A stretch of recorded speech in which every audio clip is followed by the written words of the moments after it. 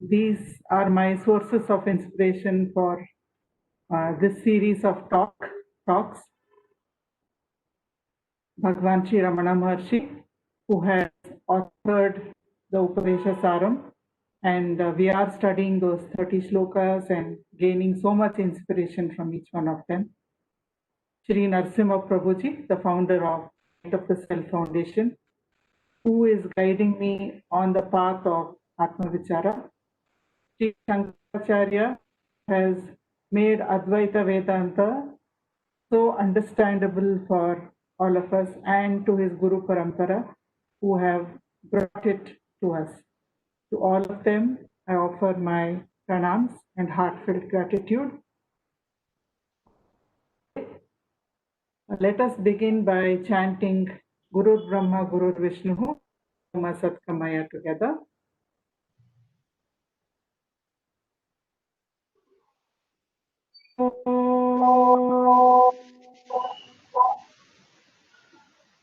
Gurur Brahma, Gurur Vishnu, Gurur Devo, Maheshwaraha, Gurur Sakshat, Parabrahma, Tasmai Shri Gurave Namaha, Asato Ma Gamaya, Tamaso Ma Jyotirgamaya, Mrityoma Amritam Gamaya. Om Shanti Shanti Shanti. Let us offer our pranams at the lotus feet of Bhagwan Sri Ramana Maharshi and all Sadgurus. Their grace and blessings ignite the light of awareness within us and establish us in the self.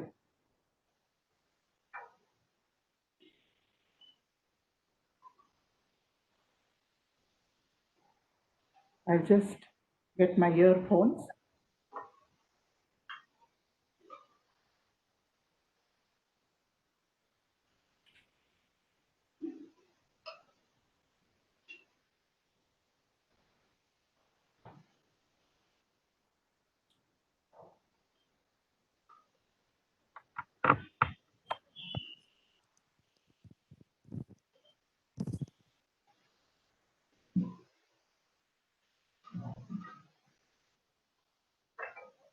So last time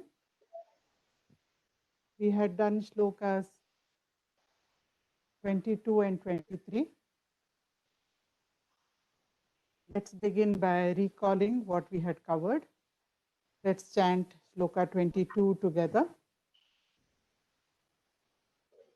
Vigrahendriya pranadhitamaha. Can we all put it on mute and chant, please? Thank you. Vigrahendriya pranadhitamaha. Namekasat tajjadam hyasat. Nahamekasat tajjadam hyasat. So the translation of the shloka is, this real I, which is only truth or reality, is not the body, senses, breath, intellect, or ignorance. These are all inert and illusory. So that limitations of the body, mind, senses, life force, intellect, and nescience, or the Anandamaya kosha or state of sleep. And we understood that because all of these have limitations, I will not go into limitations now. All of them are limited, but the self is unlimited, and none of them has a independent existence. They're all dependent on the self. If the self is not there, none of them are there. So none of them can be the self. We understood that. Then, as Janakiram ji beautifully reminded us, look at the Dakshinamurti Stotram, where all the sense organs are compared to holes in a pot. The self is compared to a lamp shining inside the pot. So the light that comes from the pot is through the holes. That means the self is shining through the eyes, ears, nose, mouth, skin, etc. Also through the mind and intellect. And when we say that I know something, it is because the self is the knowing principle. Self is the knower. Self is the ultimate seer. So because this knowing principle exists within us, we are able to gauge, we are able to perceive things and then say, I know this or I don't know this. Even when I say I don't know this, the subtle truth is I know that I don't know. Therefore, the self is what powers all our faculties, it powers all our instruments, it powers the body, mind, and intellect. The self is permanent, these are not permanent. We look at Nataka Deepa Prakarana in Panchadashi, where the self is the Sakshi or the witness, ego, the mind, the intellect, the senses, all the objects of the world exist only because of the self. Whether they exist or not, the self continues to shine all the time. So the self is independent. Once again, we understood that. Then we looked at, these were the two slokas, so I will not go into that again. Then we looked at sloka number 23. Let's chant it together. Sattva bhasika chitva vetara, sattva bhasika chitva vetara, sattaya hi chit, chittaya hyaham, sattaya hi chit, chittaya hyaham. So we understood, where is another thing to illumine existence other than consciousness? Existence is consciousness and I am consciousness. So Bhagwan is reminding us, or he's bringing to our awareness. He's saying, don't think because the self is described as Sat, Chit, Ananda, don't assume that Sat and Chit are different from each other.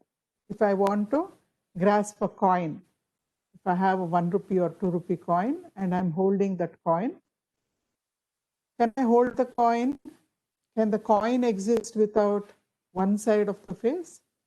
The coin has two sides. The coin is made up of two sides of the face. So if one side is Chit, the other side is Sat. Also, we recollected with respect to ourselves. When we know that I exist, there are two sides to it. Sat is I exist. Chit is I am aware that I exist. Both of them are together. They are one item of awareness or direct experience for me. I cannot separate Sat from Chit. I exist, I know I exist. They arise, they are there together within me. Therefore, Bhagavan is saying, Sat and Chit are inseparable and you are Sat and Chit, you are awareness. And in Drikshya Viveka, we saw the relationship also, which seer as the self as the ultimate seer. The eyes see the flower, the mind see the eyes, and the self sees whatever is there in the mind. The form is seen and the eye is the seer. The eye is the seen and the mind is the seer. The mind, with its modifications, that means all its thoughts, emotions, vasanas, etc., is the seen, and the witness or self is the seer, but the witness is not perceived by any other. So, beyond the witness, there is no other seer. This is what Bhagavan is also saying. This is what the first sloka of Drik Drishya Viveka is saying to us. We looked at the story of Vamana and Bali and related it to the self and to what the shlokas tell us. We looked at Arthur as Osborne and his some of his experiences with Bhagavan. So today we are coming to Sloka number 24. Today we will be doing 24 and 25.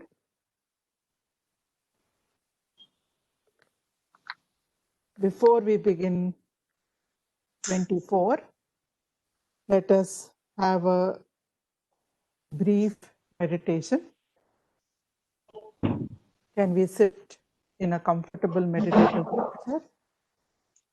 Spine straight, eyes lightly closed. Everybody mute, please.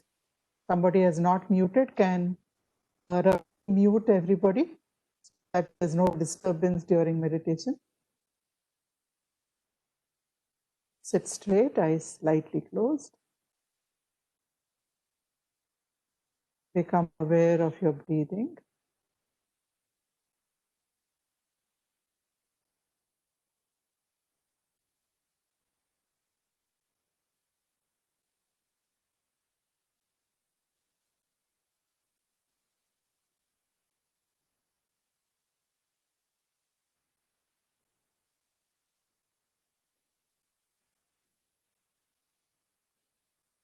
Slow and deep breathing.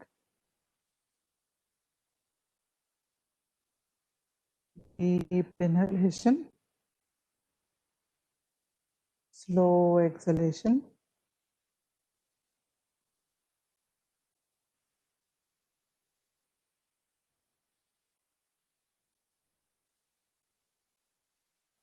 Every time you breathe out, observe that there is a natural pause in your breathing.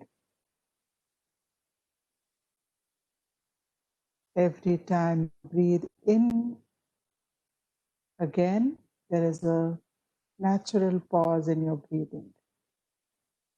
It happens on its own. Just watch when it happens.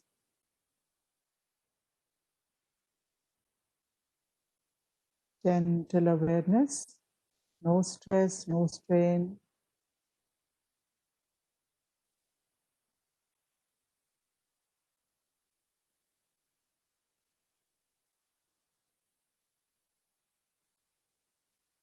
Slow breathing, deep breathing.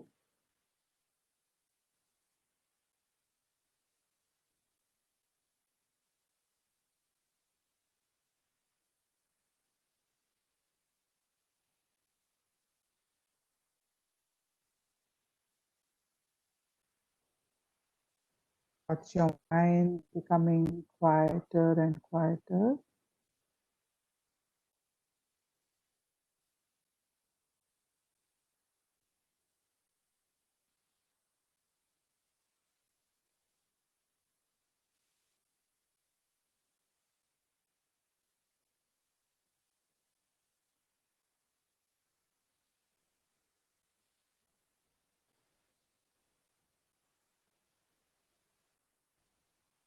Now take your attention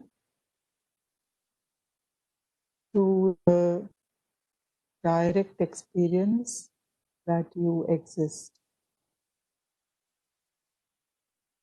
I am.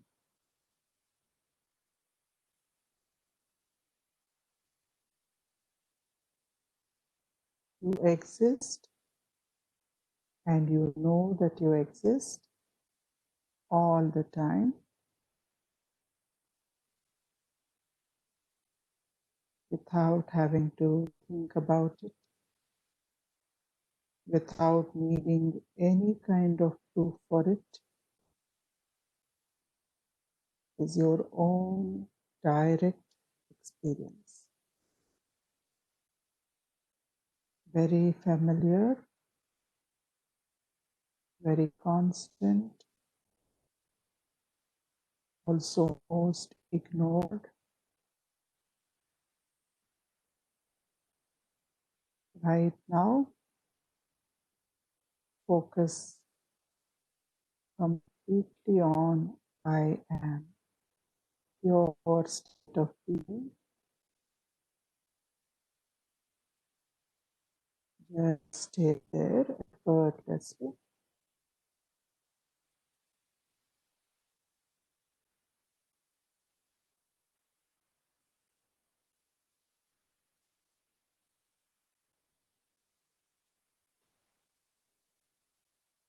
As natural as the sun shining or the wind blowing. It is your natural state of being.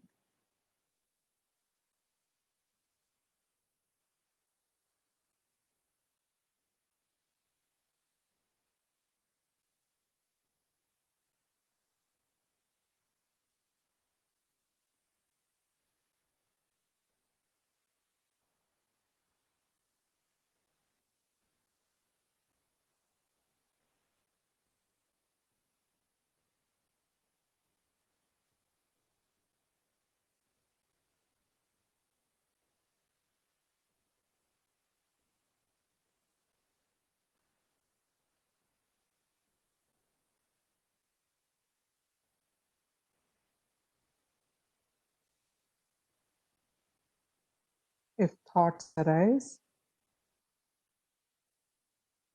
as soon as you become aware of the thought, if the thought arises, allow it to just be there, come and go as it likes. But if you find that you have engaged with any thought, started a dialogue with a thought, as soon as you realize that, ask who is aware. Who is aware that I started a dialogue? It will take you back to I am state, witness state.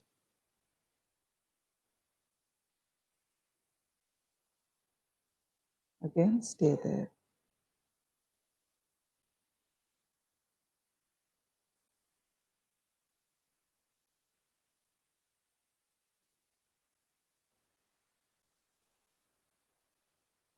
You may hear sounds outside, perfectly fine.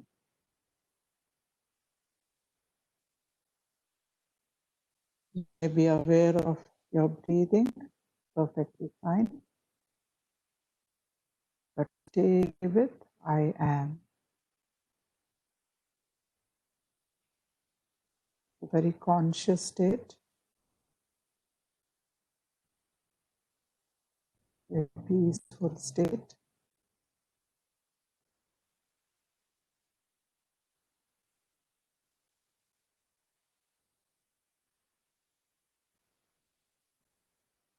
A blissful state. I exist. I know I exist.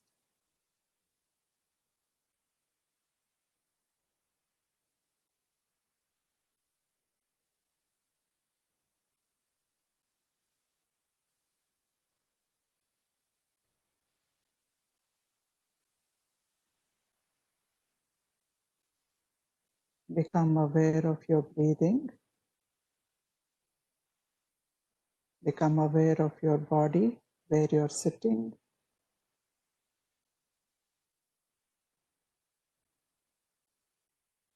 Whenever you feel like it, slowly open your eyes.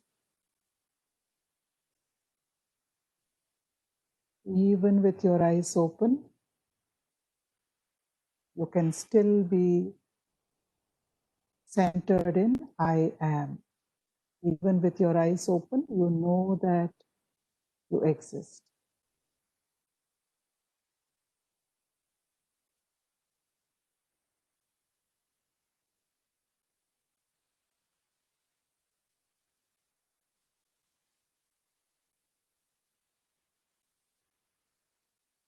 So we come to Sloka 24.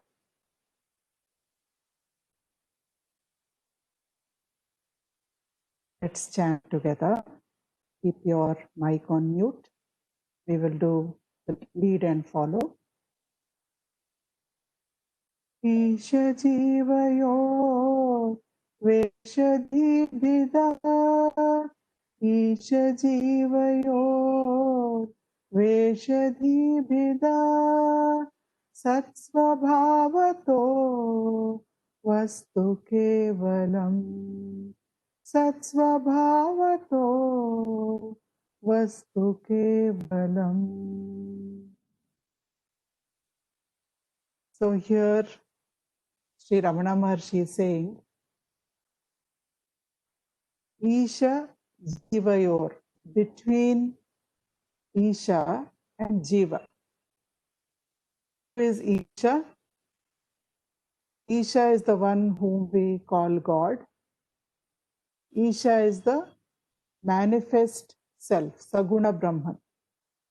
Brahman is beyond form, beyond space, beyond time and space. He has no form, no characteristics. But under the influence of Maya Shakti, we will be seeing what is Maya Shakti, what is Kalpana Shakti. Under the influence of Maya Shakti, Isha, who has characteristics, who is the creator, he manifests as creation. He is manifest Brahman, and from him creation flows forth. And he is present in every atom of creation. So, Bhagavan is saying, between Isha and Jiva, Jiva is the I am the body, mind, intellect identity, which individualizes us. So we call it individual Atma, Jivatma. It is only because the limitation, as we have seen through so many shlokas till now, the limitation comes only because of this belief or the thought which limits me. When I identify with my instruments, I think I am this body, I am this mind, I am this intellect. So it makes me separate from the rest of the world. It makes me separate from God or the creator. Therefore, I come up with three entities. I say, I am the Jivatma, or I am an individual, and I identify with my instruments. And there is something called the world, which is my entire surrounding with all its objects, with other people, with other creatures, everything. And there is this creator who has created me and the rest of creation. So I have made compartments. So there is this question. If a devotee may ask, a disciple may ask the Guru, okay, then what is the difference between Jiva and Ishvara, or Jiva and Ishvara? Is there any difference? Or is there something that holds them together? So here that question is being answered. Sri Ramana is saying, between Isha and Jiva, there is only difference of Vesha, Dhi. Vesha, outer costume, outer appearance. And Dhi, that means intellect or mind, or in this case, awareness. Tatsvabhavato vastu kevalam.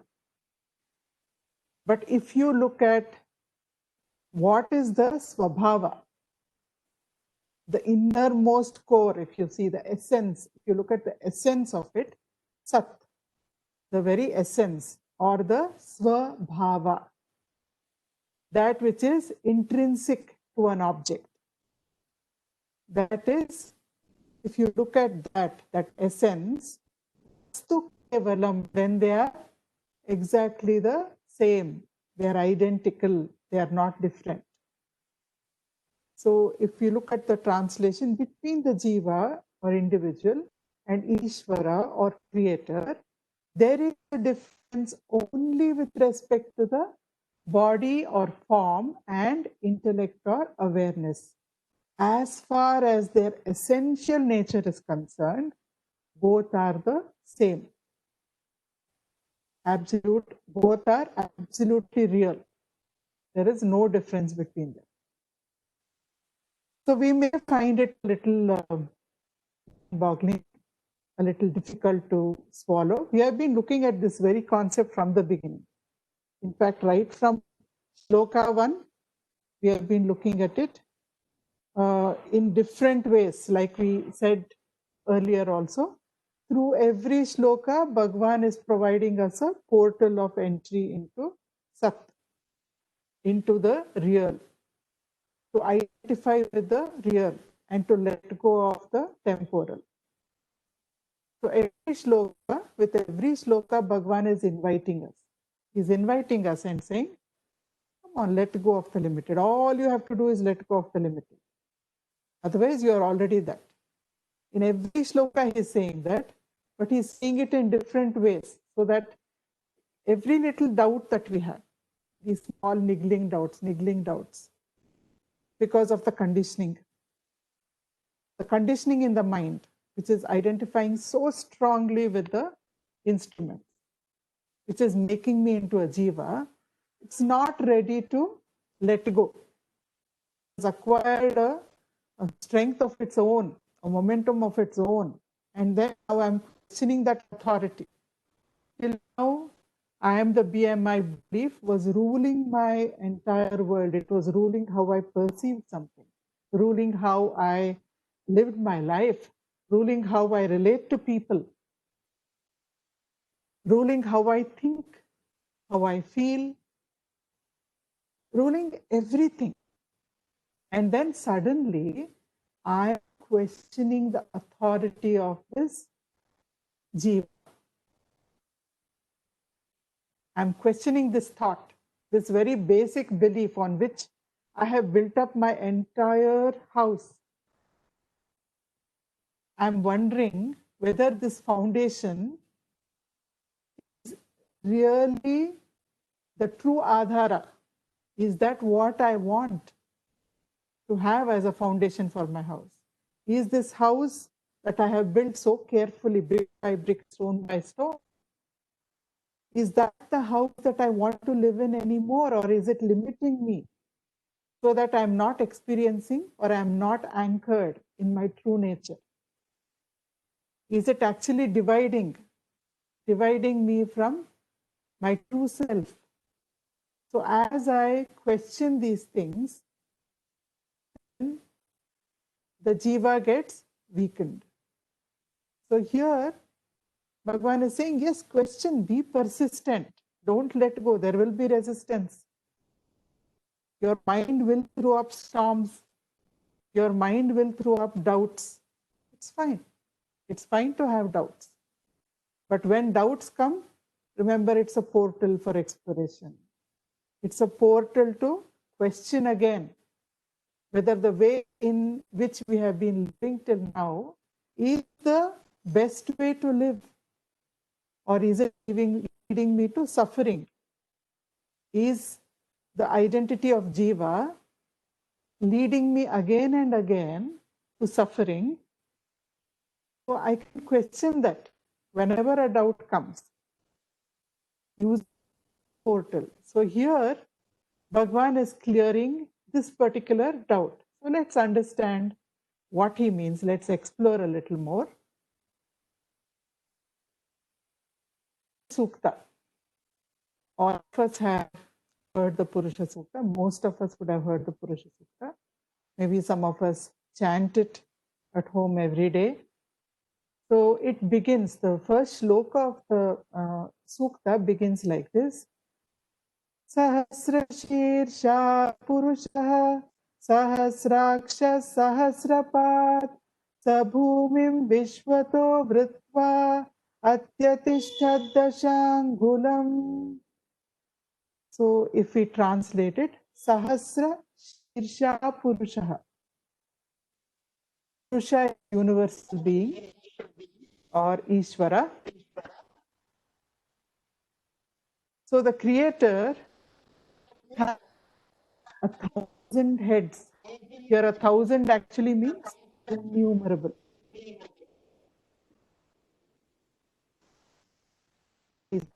Innumerable eyes and 1,000 feet. Innumerable feet. He envelops the world from all sides and extends beyond in 10 directions. So symbolically, this shloka is telling us the truth about ourselves. Can everyone mute, please?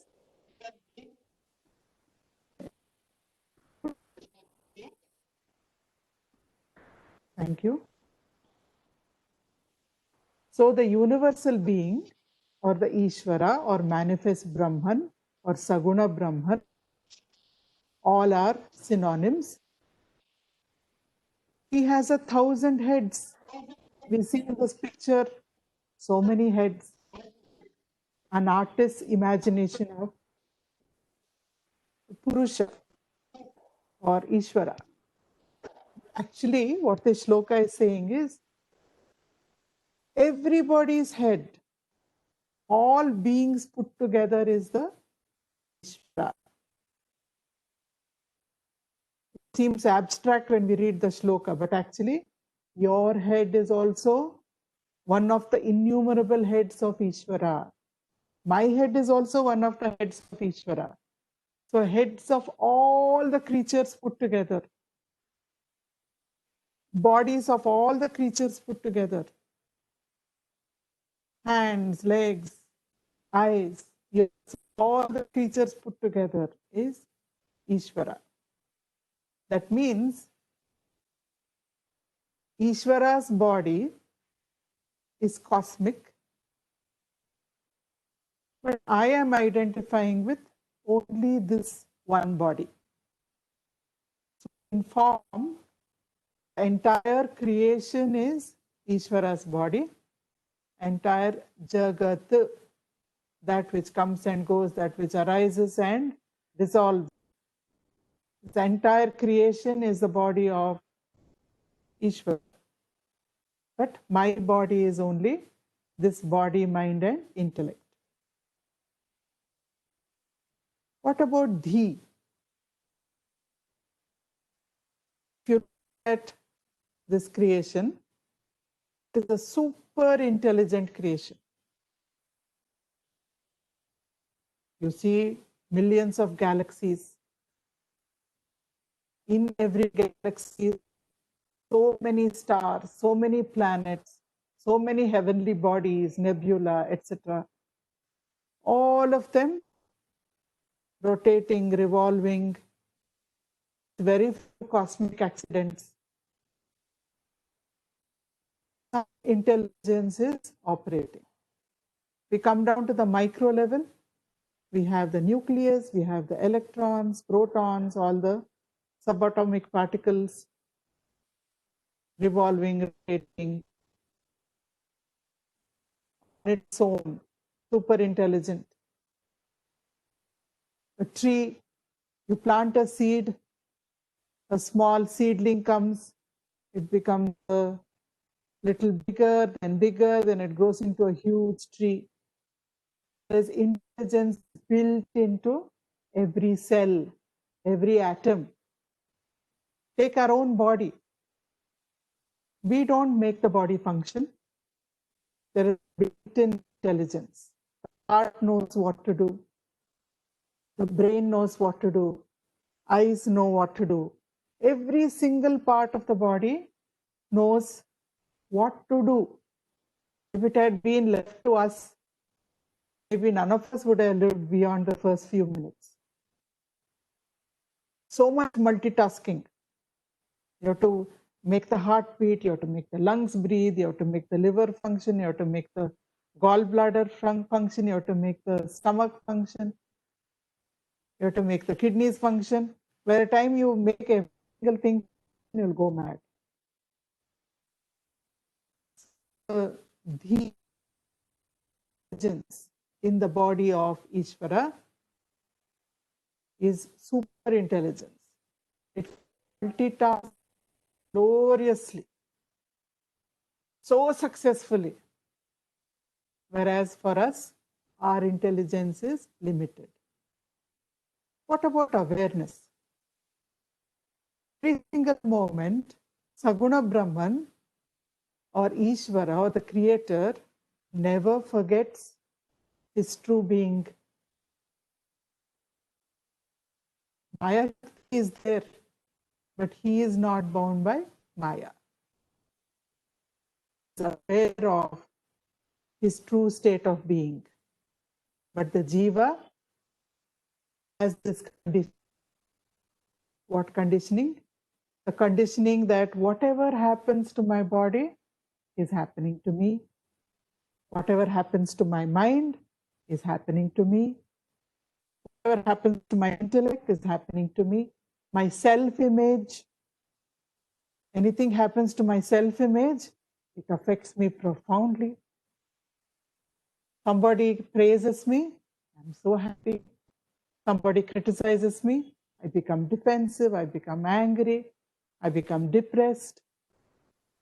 So anything that happens to my self-image, is body, mind, intellect, all my roles, all my vasanas, all the things I identify with, anything happens to that, it makes me happy or unhappy. My happiness, my inner peace depends on what is happening to these instruments, what is happening to these belongings, what is happening to these relationships.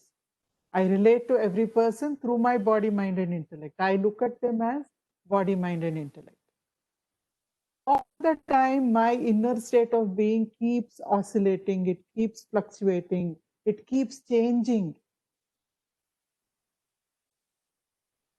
But for Ishvara, there is deep peace, there is deep fulfillment, deep contentment. But essentially, we are still the same. I'm identifying with this instrument, but if I let go of the identity, and I can let go at any point of time, I just have to come out of that conditioning. It's just a conditioning. That's all. If we meet somebody and that person says, you know, I'm a really good tennis player. So immediately what kind of conditioning comes into our mind? This person is a very good, is really good at playing tennis, he or she. Then we fix up a tennis match if we also play tennis. We go, one day we go to a club or somewhere. We begin a game of tennis. And suddenly, we may discover this person who thinks he or she is so good at tennis, when he actually plays on the court, not so good at all. And I find it hard. Why? First conditioning, that person is so good at tennis, is what is there in my mind. Yesterday, when I thought, oh, I fixed up this match, maybe I shouldn't have fixed it up. I'm not that great at tennis, you know. And if this person is so good, then I wonder what will happen on the tennis court. I might show up very badly. I don't know whether I should have fixed it up or not. So maybe I was anxious about it. Maybe I agonized about it. Maybe I thought of canceling, making up some pretext. No, I'm very busy today. I fixed up yesterday, but something has come up, so I won't be able to come. And then I went to the court. And then even in court, when I held on to my racket, my hands were sweating. And then I started playing. And then I see, okay, first maybe he didn't, maybe he's off his game a little bit. to let go of the idea that he's good at tennis may take me half an hour. Why? It's conditioning. It's just a thought, but the order in which the thought went in. The first thought went into my mind is he's good at tennis. The next direct experience is he's actually not good at tennis. Or the first thought to get this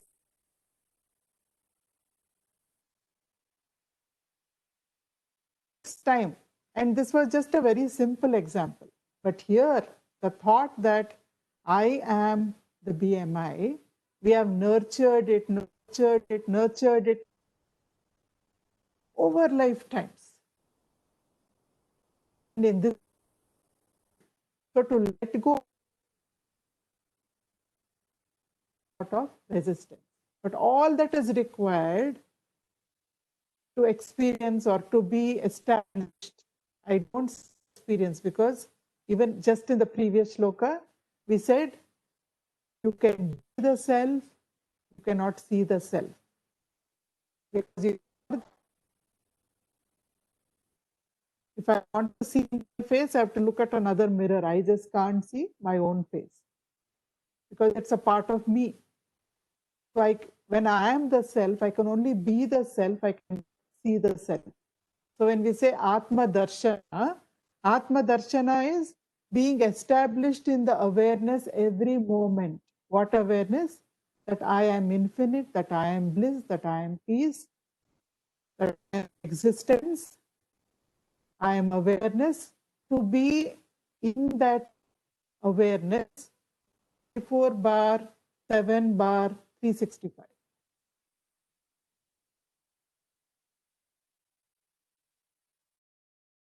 So all that requires is for me to let go of this small, paltry little I am BMI thought. But letting go is becoming more and more difficult for me only because of the conditioning, the preconditioning that I have been strengthening for so long. But Bhagavan says, you can let it go. Don't think that you can't. Each time you think about the self, each time you think about your true nature, each time you pay more and more attention to your true nature, then we are in some of the previous slokas, the shift of attention. When you give less and less attention to I am BMI and more attention to I am the self, then what happens? This identity with the instruments becomes weaker and weaker. So from this Purusha Suktam shloka, we are seeing that the Purusha himself is there in every being. And every being is also part of the Purusha or Ishvara. So this is the story from Chandogya Upanishad. This is actually narrated by Bhagavan to a devotee when he was explaining the concept of Ishvara and Jiva to the disciple. So in this story, there is a villager. Now this villager, you can see upper right-hand corner on the top, there is a man sleeping. So there is this villager sleeping very comfortably in his own bed. He dreams that somebody came while he was sleeping, somebody came. They put some drugs into his nose. Some kind of drugs were put into his nose. And then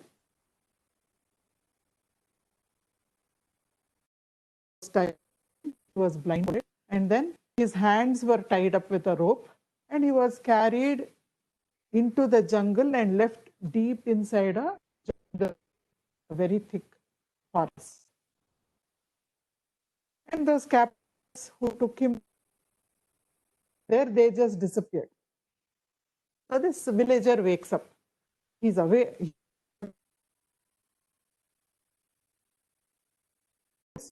So in the forest, somehow he gets up, though his hands are tied and his eyes are tied, somehow he gets onto his feet. He's not walking. See, normally when we can't see, what do? We feel, no? We put out our hands like this and we feel what is there in front of us. But his hands are also tied. So he's walking, there are thorns, so he can't see anything. He's having a miserable time. He's far away from home, nobody to help him. He's terrified. How do I get back? If I don't get back, I'll just starve and die here. So he's wandering in the forest, blindfolded, hands tied, and then he becomes very helpless and he starts weeping. So when he starts weeping, a deva appears, an angelic being appears, and he says, "Why are you crying? This villager is so overjoyed. Somebody is talking to me. There is somebody here who can help me." So he tells him, "See, all this happened to me. I am from such and such a village. I don't know now what to do, how to get there." So this angelic being unties his hands, removes the blindfold, and then he says, "Actually, can you see that path over there? Between the trees, that path? All you need to do is walk on that path for a few miles and it leads straight to your village. Enough light, just walk and go back to your village. Don't worry." So this man is really happy. He's free now and he begins to walk. Walks, he goes back, and then he's tired. He lies down on his bed and then he wakes up. So when he wakes up, he's lying on the bed. And then he looks, the door is locked from inside. Then he says, "Oh my God, that was all just a dream." And what a dream it was. Such a terrible dream. From this story, there are two things we learn. The first thing is, just like Maya Shakti is there, which works to project Ishvara and entire creation, Maya Shakti, like it's creative. It's a sense of imaginative quality, the creative potential. So in each one of us, the same potential is there. And we see it manifest in a dream. When we are dreaming, this Kalpana Shakti, or the imaginative faculty, the faculty that creates and imagines. When I'm lying down, this creative faculty working through my mind, imagined the forest, imagined the kidnapper, imagined being blindfolded, imagined being tied up, imagined getting drugged through the nose, imagined feeling helpless in the forest, imagined the deva who came, and imagined the walk back to the village. The entire thing, all the characters, the whole forest with thousands of trees, the thorns, the wet earth, the smell of the forest, the smell of the flowers, everything was just a manifestation of my own mind. Every dream is a manifestation of my own mind. I've gone through this often enough, but Vedanta keeps pointing to our experience of the three states. Again and again and again, Vedanta points to waking state, dream state, and deep sleep state. Because the microorganism, that is the jiva, is modeled after the macroorganism or Ishvara. So by understanding our own experience, drawing inferences from it, it helps us to relate to our true nature. So here, my Kalpana Shakti, my imaginative faculty or creative faculty became every single thing in the dream. But when I woke up, none of it was real. So also the waking state. So that one truth we learn from this dream. Then Bhagavan says to the disciple who asked him the question, he says, there are two things. One, a guru is very essential in your life because a guru, Ishvara, Brahman, self, all of them are the same. Guru is a manifestation of the self.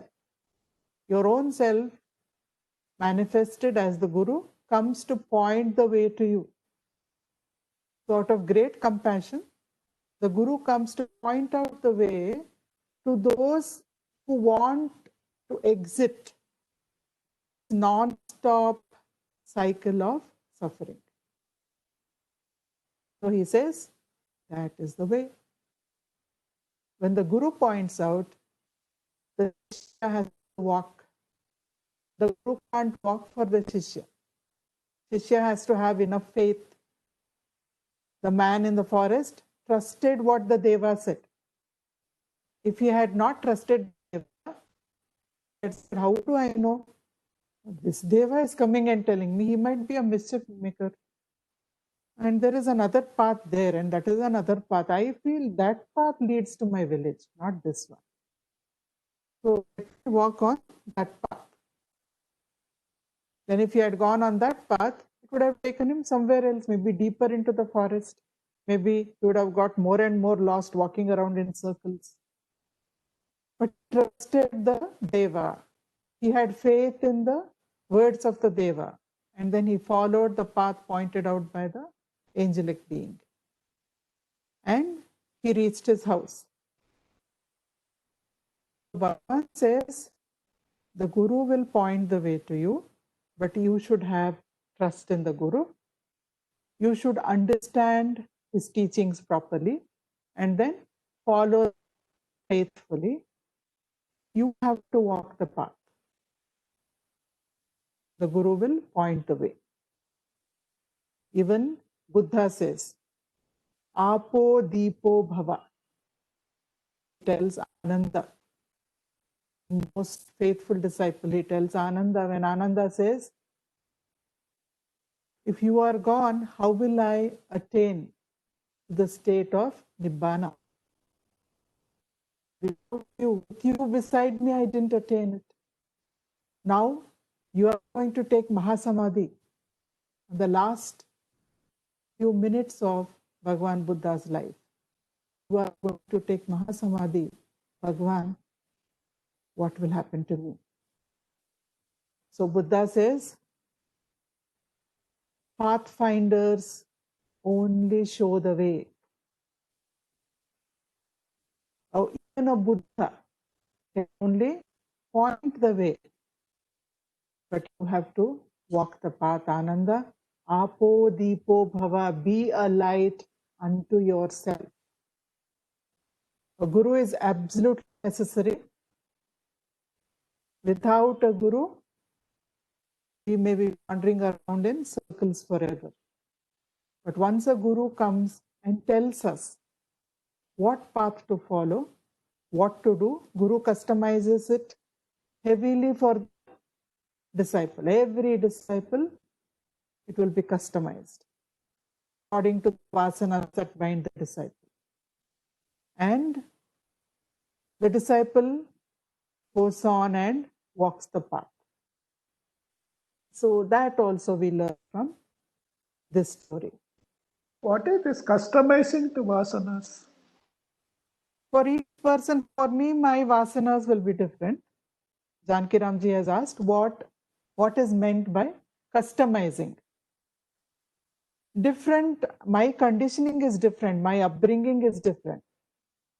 I may already not be so much on the bhakti path, I may not be on the karma path, I may already be on the path of jnana.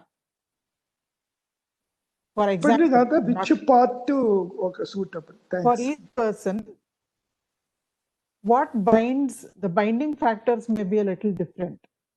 And what they're following may be different. The status in life may be different. The way they think will be different.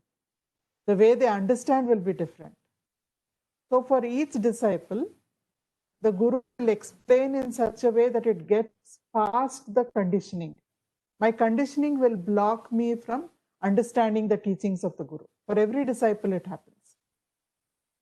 Suppose I start talking to you about something to which you have no inclination at all. You will listen for a few minutes and after that you may switch off mentally. Suppose I start talking against one of your favorite beliefs. If you believe, this is just an example, don't take it literally. If you believe that there is life after death, and if I am saying that there is no death at all, even life after death is another plane of existence. But if you are anchored in self-knowledge, you will transcend all that. My belief is telling me life after death is there, all these different subtle planes are there. But if the teacher tells me all these are only at the level of the mind, therefore, go beyond it, go beyond all these beliefs, then I might outright reject it. I may say, teaching doesn't make any sense to me. It is contradicting everything that I've believed so far, everything that is shaping my life. So if I reject it, then the disciple cannot trust the Guru or have faith in the Guru or walk on the path. So what a Guru does is, he will slowly get past the vasanas and give the teaching. So the vasanas cannot block, vasanas cannot distort. In that way, he gives teachings to the disciple. And for every disciple, a set of vasanas will be different. That's why we are all different. Our vasanas are making us different from each other. Is that clear? Thank you. Okay. So, moving on from here.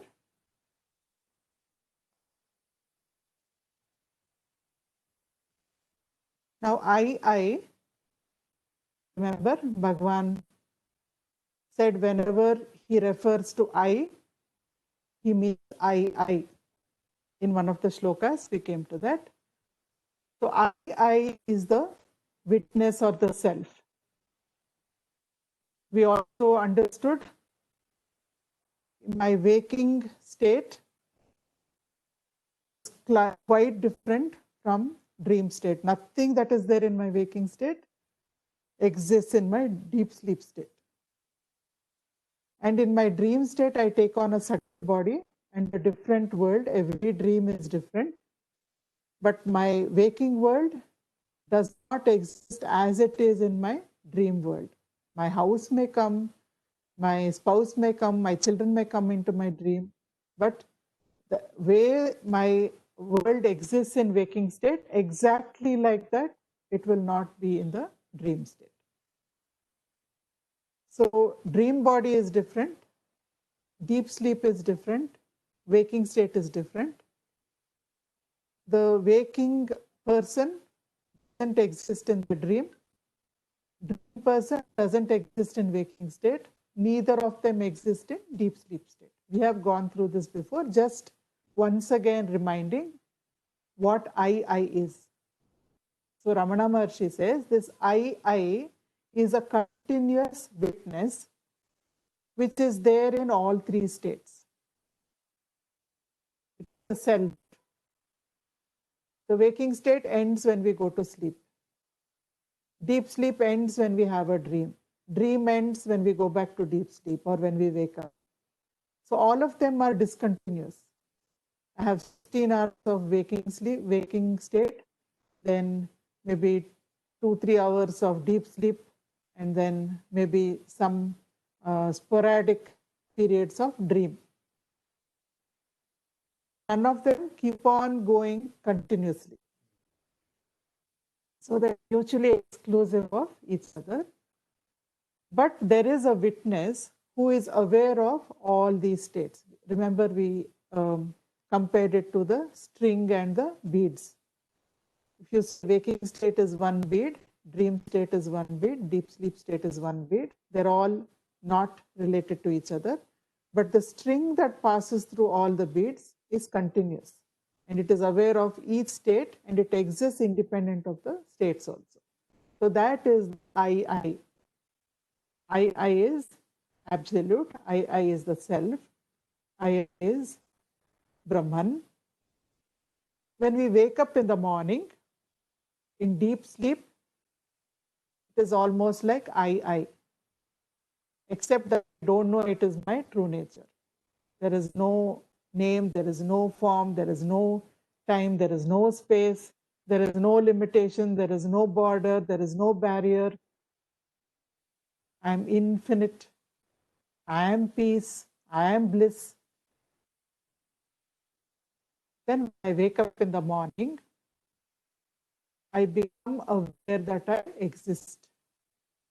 I am. That is why we did the meditation also today before we began the sloka. In the meditation state, we became aware of I am. I exist, I know that I exist. That is the Ishvara state. So I am. I have not identified with anything. I was formless. I have just come out from that formless state, and I'm saying I am, I exist. I have the potential to identify with anything at that point of time. I can go back and say I. Or I can go outward and say I am this entire creation. Or I can come into this, identify only with this one BMI and say I am only this BMI. Then what happens? As we become more awake, I am the body. By body we mean all the Panchakoshas. Annamaya, Pranamaya, Manomaya, Jnanamaya, Anandamaya. I am the body, mind, intellect. I am the senses. I am all my roles. Then I say I'm really awake, I'm fully awake. I am Vani, or I am Janakiram, or I am Sajini, or I am Malti, or whatever is my name. But essentially, it is only I'm getting a message here that says you are now the host of this meeting. What should I do? Ravi? Go ahead, ma'am. Go ahead. Huh? No, you can go ahead. I think no problem. Okay. I think, yeah. Aniket is there, Aniket. So, I came from I state in deep sleep, except I didn't know that that is my true state. I came to I am, I exist. I became aware that I exist. And then if I continue, I can identify with anything. I identified with I am this body, mind, and intellect. So, Jiva, Ishvara, self. It is only the costume that is different. If I identify with the entire creation, that is the costume of Ishvara. Jnani, who has dropped the I am the BMI idea, for him, every single creature in creation is a part of his own being. But for an Ajnani who has imperfect knowledge, Ajnana does not mean lack of knowledge, it means distorted knowledge, it means imperfect knowledge. So if you have imperfect knowledge, then I identify with my instruments and I say, I am the Panchakoshas. This is my identity. But in fact, the core, the essence remains the self. Without the self, I cannot identify with anything. So the self and jiva. And at every stage, the consciousness is the same. I existence, consciousness, bliss. I am, existence, consciousness is there. I am the body, existence, consciousness is there. That's why I know I exist every moment. But because I limited myself, immediately what happened? I limited myself, I lost the bliss. Whatever happens to this body, mind, intellect will keep on shattering my peace and bliss. So we come to Sloka 25. Let's chant it together. Veshahanatah svatmadarshanam Veshahanatah svatmadarshanam Ishadarshanam svatmarupatah Ishadarshanam svatmarupatah. Veshahanatah. If you remove the costume, if you discard the form, then Svatma Darshanam, your own self. Darshanam here being your own self. We should not interpret it as seeing your own self.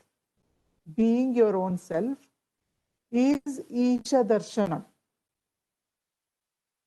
Once you let go of the limiting identity, when you remove the costume of BMI, then what is left is your own true self, Svatma Darshanam. You just need to drop this, that's all.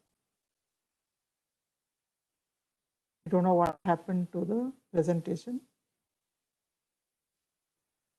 I'll share again. Okay. So everybody can see it, right?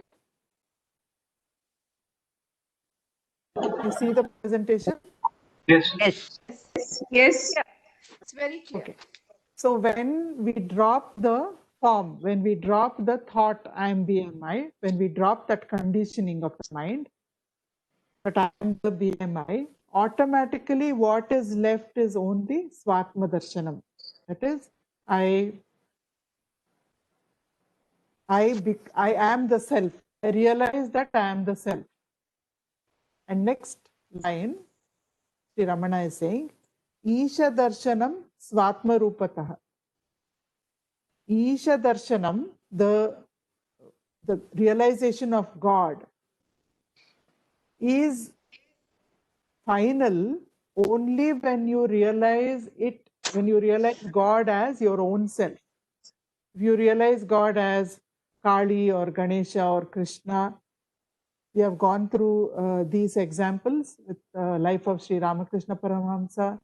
Then we looked in one of the earlier sessions at Poonjaji or HWL Poonjaji, also known as Papaji, who was a disciple of Ramana Maharshi, who was a devotee of Krishna. All the time he could play with Krishna. Krishna would come and go, and he was very happy.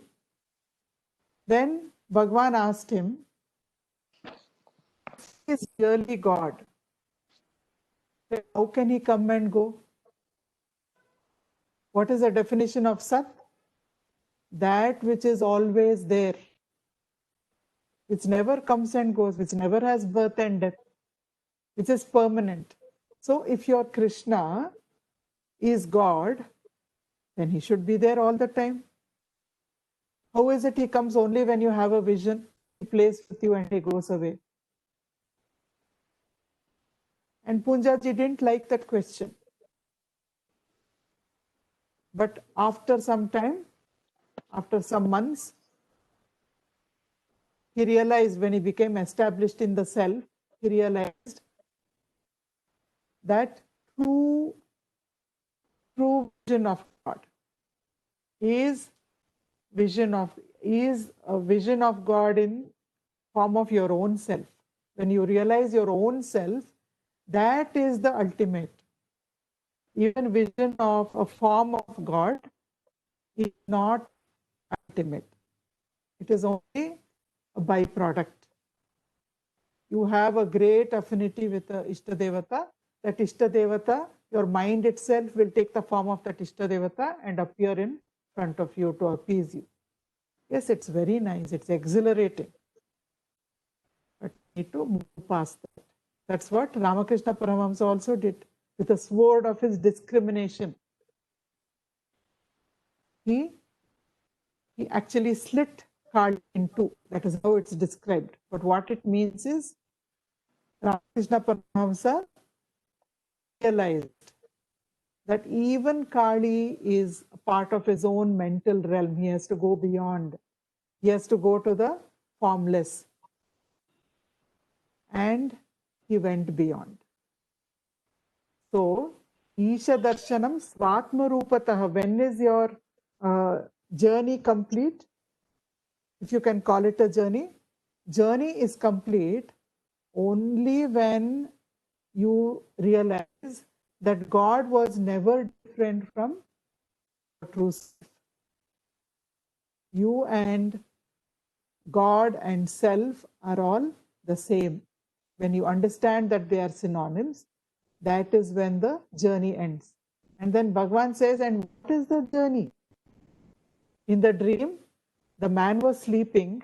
In his dream, he got lost in the forest, and then he came back.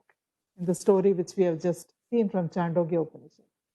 So he says all that time, just like he was already sleeping in bed. But in his dream, he thought he was in the forest and somebody had blindfolded him, etc. So, you are already the self. Even right now, wherever you are sitting, whatever you are listening to, whatever you are talking, whatever you are doing, you are already the self. You have ever been the self. And this entire journey that I am suffering, just like that man, I am blindfolded, my hands are tied, I don't know the way, I don't know how I will reach home. The same way we are thinking, I'm suffering, my body health is compromised, my mind keeps getting upset, my intellect is so confused. When will the whole corona situation end? So much suffering is going on. Bhagavan says, even right now when you're thinking all those things, you are the self. But when you realize the God that you have been seeking, happiness that you have been seeking, the peace that you have been seeking, you are already that. And when you see God as your own self, that is when this dream journey ends. You were always that. But because you got identified with the instruments, just like that man got identified with his dream body, you got identified with his dream body. And because of that, you are suffering. And then Deva came and showed the way. So Guru has to come and show you the way. And then you have to do sadhana. And after that, you will realize you were always that. Just like that man realized, he had already been sleeping on the bed throughout the night. So when the various conditionings of the body, mind, and identification with name and form are shed, the self is realized. The vision of the Lord as the self is true self-realization. So this is what Bhagavan is emphasizing, underlining hammering into us. So these are metaphors given by Vedanta to help us understand this concept a little better. Now a sea has so many waves. A sea has so many waves on it. Now if each wave begins to think, I am the wave, different from other waves, I'm different from the sea, then what happens? That is like a jiva. Each wave separates itself, gives itself an identity. And it says, I am different, ocean is different, the other waves are different. But if the wave looks at water, the ocean is made up of water, I am made up of water, therefore I am water, ocean is water, we are the same. So if we identify with name and form, it makes us feel different. If we identify with the essence, we realize we are one. In the space of pot, this also quite recently we looked at, but it's a very strong metaphor at which Vedanta points again and again. So I just put it back. Now the space inside the pot, if we think that the space inside the pot has to merge with the space outside the pot, we may think we need to break the pot. But actually, do we need to break the pot? If you have water in this pot and you shift the pot from one place to another place, does the water move with the pot or not? Does it move with the pot? Of course, it moves with the pot, right? Otherwise, there would be a big mess everywhere. But if I don't put anything into the pot and I move the pot, is the space inside the pot moving with the pot, or is the pot moving through space? I'll repeat the question. Is the space inside the pot moving when we move the pot, or is the pot moving through space?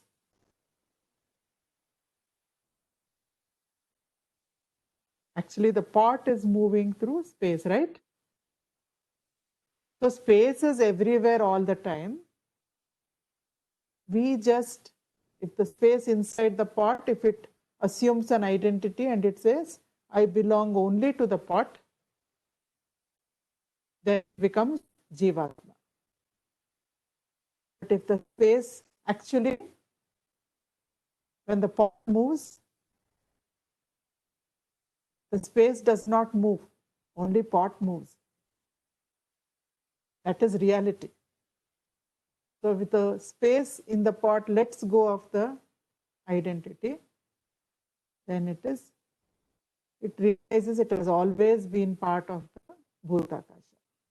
So we have a beautiful word called Chidakasha. Chidakasha is consciousness, awareness. So Jiva and Ishvara, in essence, they are the same. It's only costume, awareness, form, intelligence, and awareness, that is, it creates the difference between them. So Kathopanishad, I've just taken some quotes which underline this point from chapter 2 of the Kathopanishad. The Supreme Being is not merely the transcendental presence Brahman. He is not merely the Supreme called Ishvara.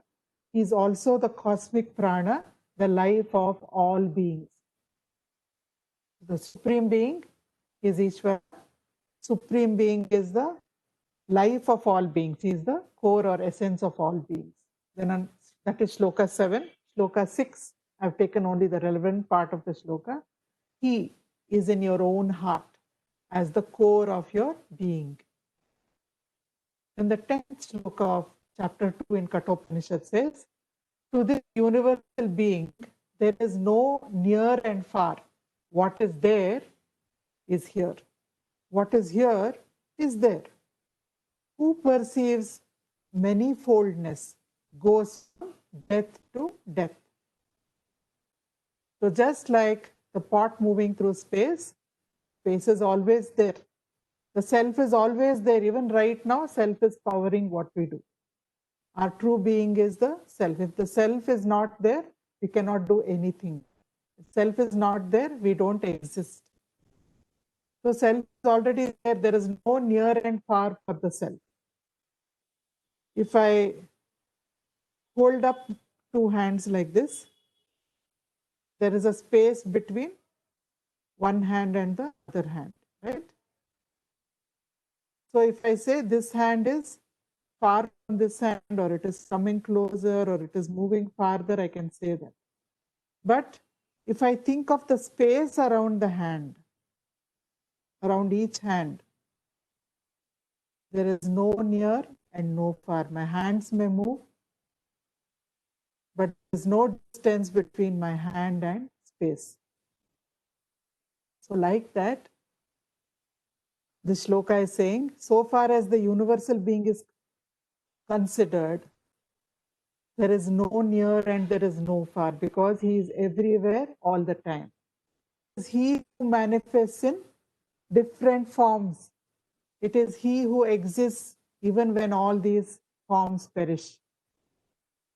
But the one who does not realize this, who will look at everything as manifoldness, he doesn't realize that the essence of everybody is the self. He doesn't realize the unity underlying all beings, unity underlying entire creation. Such a one goes from death to death. That means he's caught in the cycle of birth and death.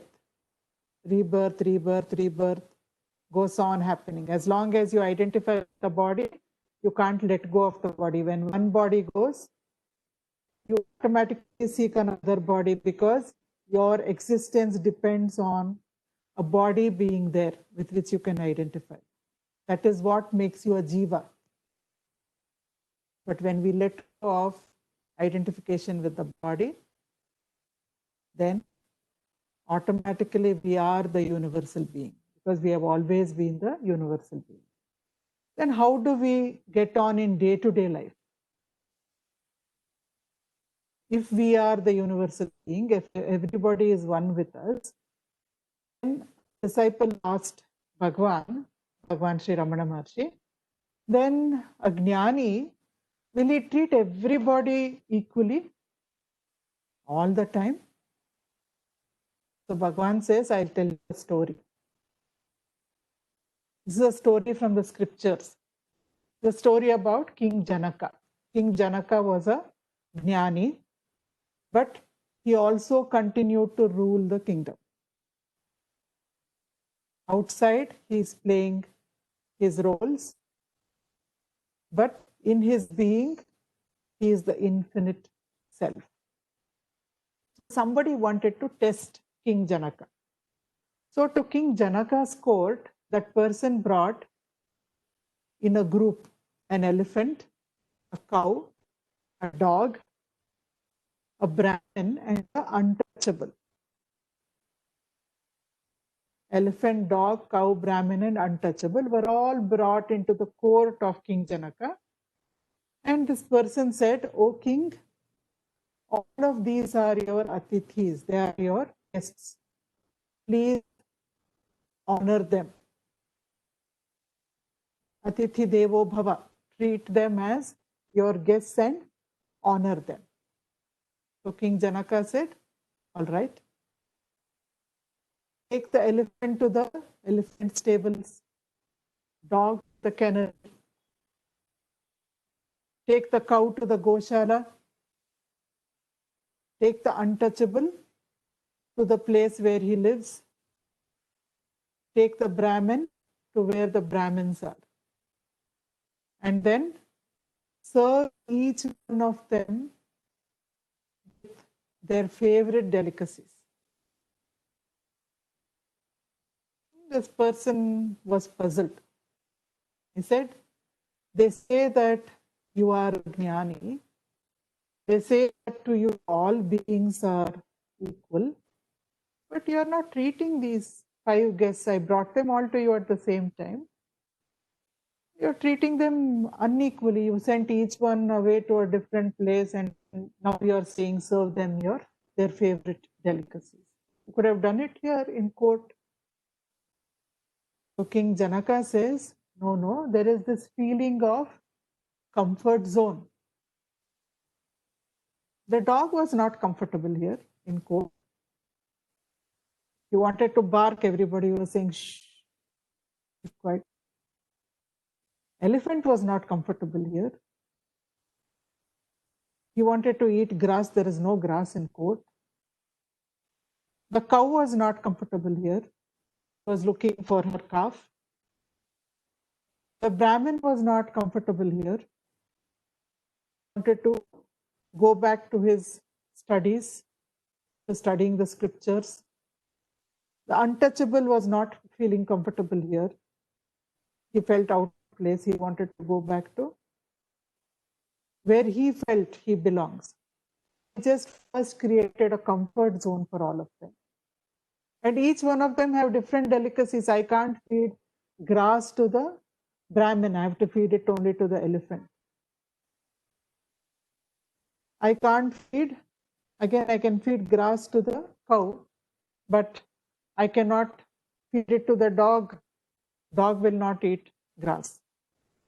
I have to give dog what he wants. I have to give a Brahmin his diet. I have to give an untouchable his diet. Only then they are happy.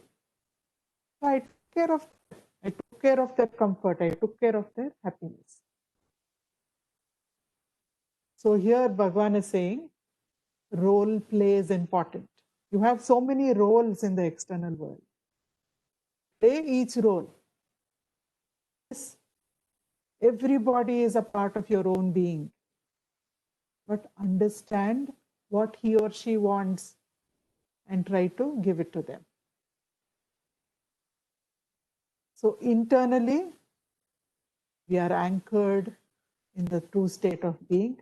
Externally, we play our roles efficiently. So this is Sahaja Samadhi. Externally, we are active, but we are always aware of the true state of being. This is what we have understood today. Isha and Jiva are not different. If we let go of the costumes, the name and form, we let go of the conditioning, then in essence, they are exactly identical. So thank you for being a part of this session. If you have any questions, I'll be happy to take them. Let me just come out of the presentation.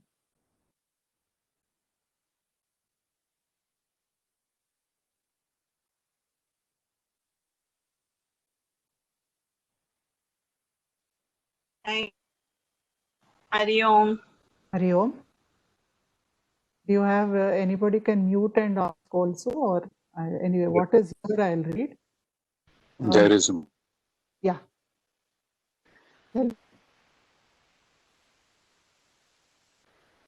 There is. Ramesh Puttanna is saying, Purusha Suktam is a wonderful concept of universal consciousness and how it relates to individual consciousness. Beautifully explained, Vaniji. Thank you. Customizing to asanas brings out clearly the necessity for Guru. Thanks. That is Janakiram ji. If only we recognize the string that connects all the 3 beads that are mutually exclusive, enables us to understand who we are. At knowledge level, it is very clear. How feasible is it in the day-to-day world? Can you give a few effective ways that brings us closer to the self? Thanks again.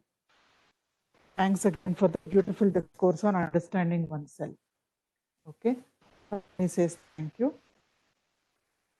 We did the I am meditation, right? Is it difficult to become aware of the direct experience that you exist? Katyani? You find that easy?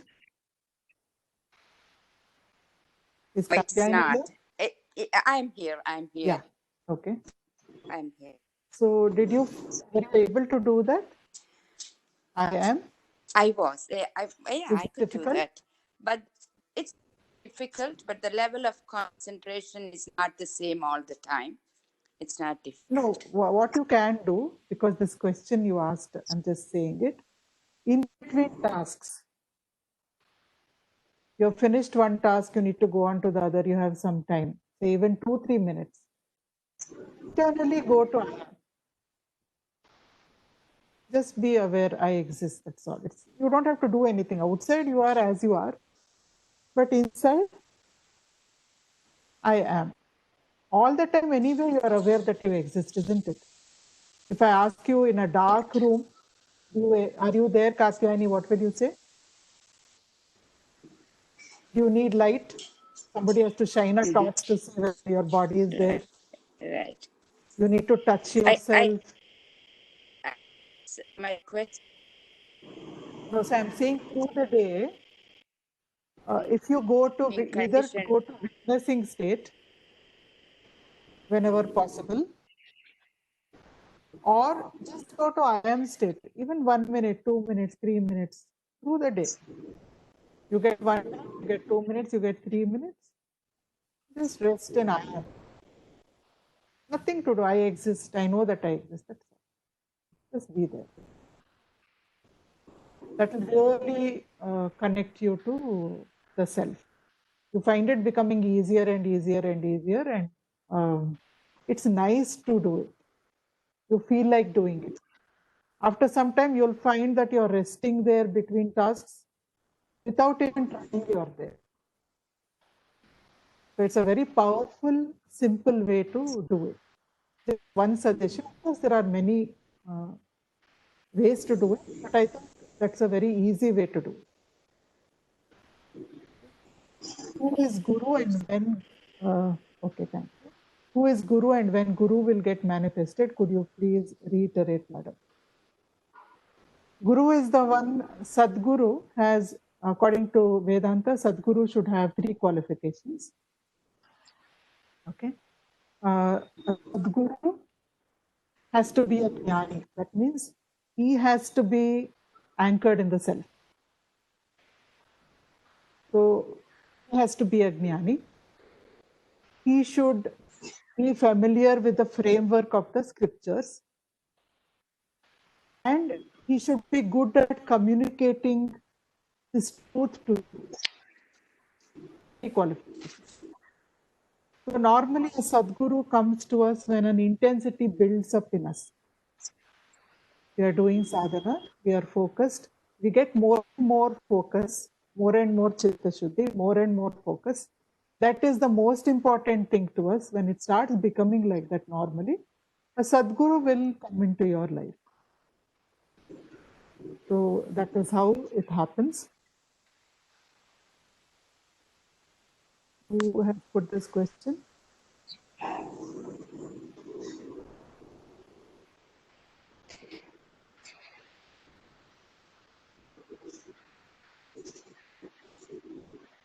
Vaniji, I missed the answer for my question. I couldn't hear anything. It was totally blank. Would you be able to repeat, please?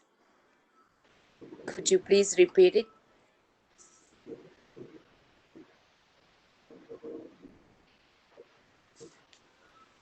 Can you hear me, Vaniji? No.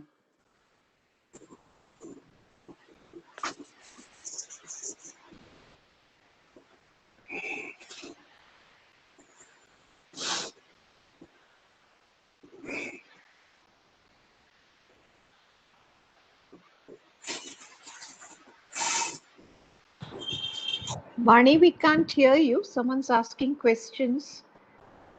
Can you hear us? Yeah, I couldn't hear anything, Suchini. I couldn't hear anything. I was not able to hear the response for my question. So it's okay. It's okay. We can continue next time. But Maybe you could start next time by asking this question again. Yeah, maybe that's better. Yeah, I Yeah. will do that. I will do that. Thank you so much. You're welcome. She's logging in again. The laptop went off power. You can speak through this. Mrs. Katyayani couldn't hear anything. She wants you to repeat. Okay, sorry, my laptop ran out of battery. Just logging in again. So Katyayani ji, you could not hear. Which question is this? My question was Is it about the Guru? Is it about? No, at the knowledge level, we are aware of what it is being understanding self. But in the at the day-to-day level, I mean, we are still conditioned by vasanas, right? I was asking if you could give us a few tips so that we could effectively come closer to the self.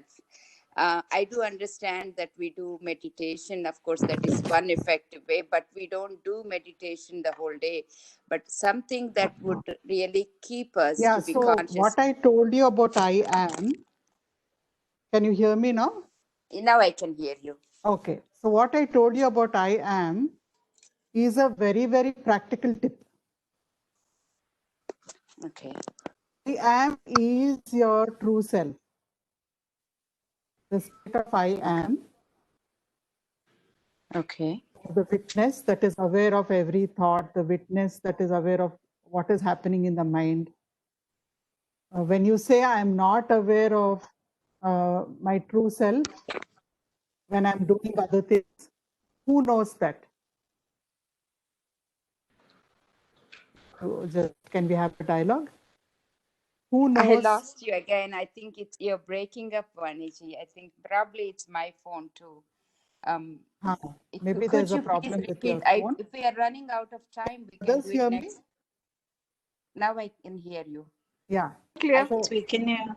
So what I'm asking you is, you are saying that in your day-to-day routine, you understand this in your mind, in your intellect, but in your day-to-day routine, how to remain close to this truth, isn't Exactly. That was my question. Yes. Okay.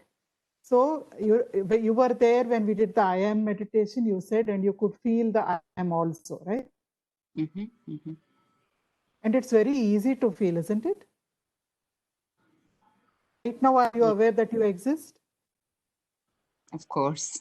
Of course. It's the most Otherwise, I'm not thing, where I am. Yes. Uh-huh. isn't it? Yeah. So that is the self. The knowledge that you exist. That is the Sat and Chit. Sat is existence, Chit is awareness. But Sat is the dropping that truth of BMI, I'm sorry. Yeah, one moment, let me finish. Sat is the truth of your existence. Chit is the awareness of this existence. So I am is Sat and Chit.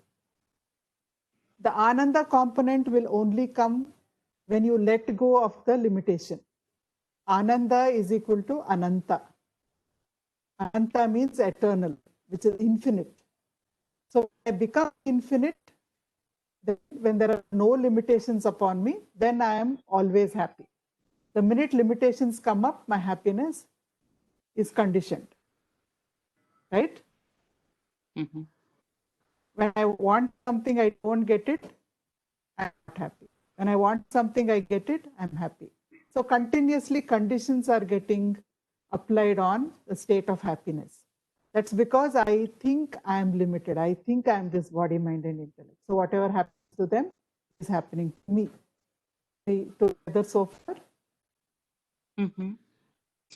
So if I let go internally, what is identifying with the body and mind? Is the body saying it is me? Mm-hmm. Or am I saying I am the body? Is the body saying it is me? I am the body? I am saying I am the body, right? Right. The body doesn't say it is me. Mm-hmm. Right?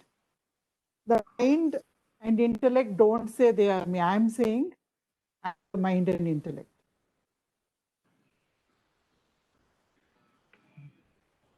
right? There is a part of me which is saying whatever happens to the mind has happy thoughts, I am happy. Mind has unhappy thoughts, I am unhappy.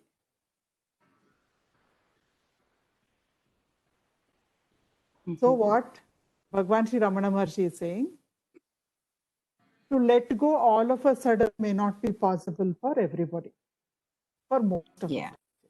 Yes. Because that thought has a very strong hold over us. So to let go is all at once is difficult.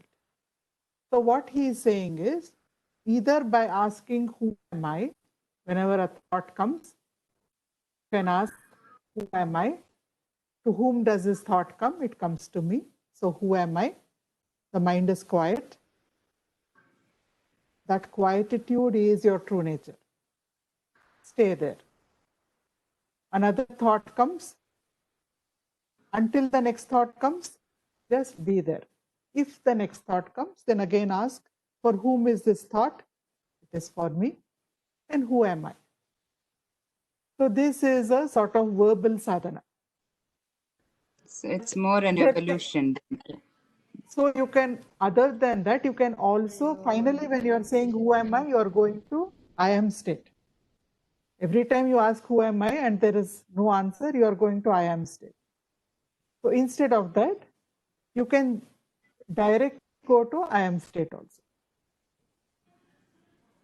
Every time when you don't have a task, 1 minute, 2 minutes, I exist. So the more often we do that, the stronger that part becomes, the weaker the I am behind my thought becomes. You are giving it less attention. You are giving this more attention. So whatever you give more attention to grows in intensity. Whatever you are giving less attention to, it also loses its hold over you. It begins to lose its hold over you. It's easy to do through the day. Just remember, whenever you remember, okay, right now I am. It becomes easier and easier. The more you do it, the easier it becomes. It's very practical because it doesn't need any particular place or time, or there are no conditions on it. You can do it anytime, anywhere, for any amount of time, small time, large time. So it's an easy way to stay in touch practically. Yeah, that makes the, thank you. Now I understand. Okay. I was just thinking of something. Okay, Thank you, Dwaniji. Thank you. It's ultimately it is sadhana, I guess. Thank you so much. Thank you.